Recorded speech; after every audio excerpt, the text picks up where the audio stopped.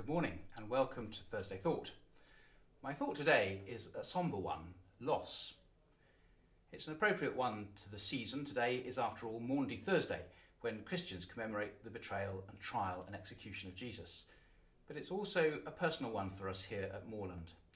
Just 2 weeks ago, we were all shocked and upset by the news of Liam Rain's sudden death. And I know many of you were also shocked and upset at the death of Adam Gibb, the traffic officer who was killed in the M6 crash last month, who was known to many of you. And in recent years, you've also lost Michael Jobson from the South Sandwich Room in May 2015, Linda Mackay from Junction 38 Retail in November 2014, and Wayne Lightburn from South Catering in July 2013. Death always comes as a shock. Abraham Lincoln apparently said that only two things in life are certain, death and taxes. So why, given that death is a universal human experience, does it always feel like something that shouldn't be happening to us? Well, I find that death is still a bit of a taboo. I found in my parish ministry that many people still have a vague superstition that if you talk about death, you might make it happen. So don't talk about it. And perhaps that's partly why it feels like something that shouldn't really be happening to us. But death is a universal experience. And the trouble with our reticence to talk about it is that what we can't talk about becomes scarier than it needs to be.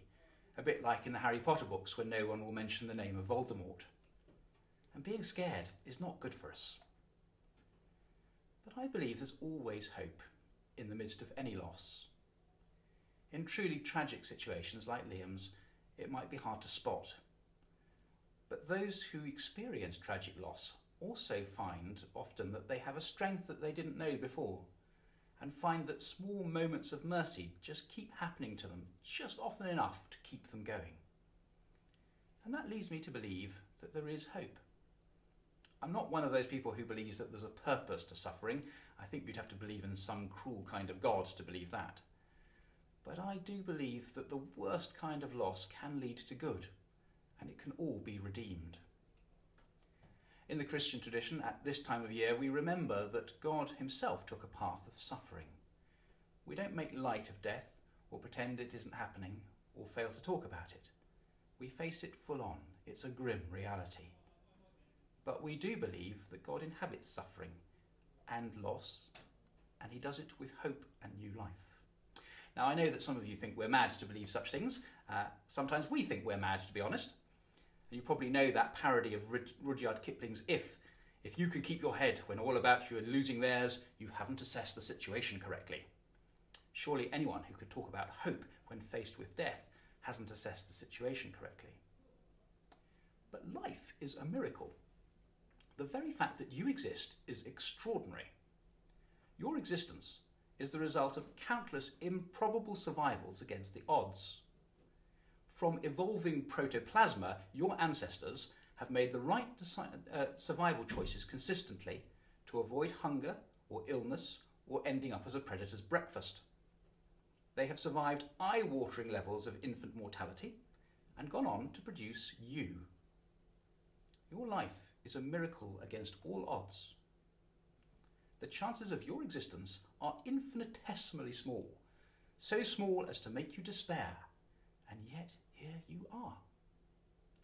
Now, interestingly, evolutionary scientists now believe that evolution was so stacked in favour of our creation that our existence was unavoidable. You had to be. Life is an unstoppable force. And I think perhaps the other reason why death feels like something that shouldn't be happening to us is because we innately sense that life is an unstoppable force, more powerful than death. Now, as Christians, we attribute this to a divine creator, one who made us deliberately, but also who died and rose again to save us from death. But even if you can't share my faith, you must marvel at your own existence. On any mathematical probability, you shouldn't exist, yet here you are. And indeed, you are more than just the atoms that make you up. Every atom in your body has changed since the moment of your birth, but you are still you. And why would you not still be you, even when every atom of your body has been made into something else? Yes, you are dust, and to dust you shall return. But there's no reason to believe that you should not still be you. So, however black it might look in the darkest hour of our loss, hope and life is no less likely than they were in the beginning. So do not be afraid. If you want to take something practical from this morning, I suggest you remember that loss is a universal human experience, and it is best lived out as a shared experience. The poet John Donne wisely pointed out that none of us is an island. We're all deeply connected to one another. So talk to someone about how you feel.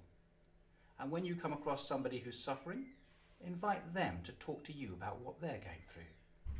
We should always go through these things together. Indeed, I believe that we're never alone in our loss. I believe that when we suffer, there's a God walking beside us, carrying his cross, assuring us that even in the valley of death, we're not alone, never alone, always valued. But even if you can't share that belief, I hope that you can at least believe that there is always hope, even in death. I know it seems impossible, but that's just an illusion.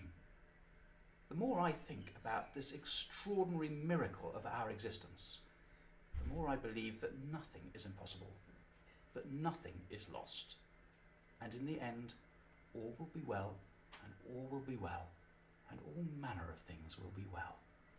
Happy Easter.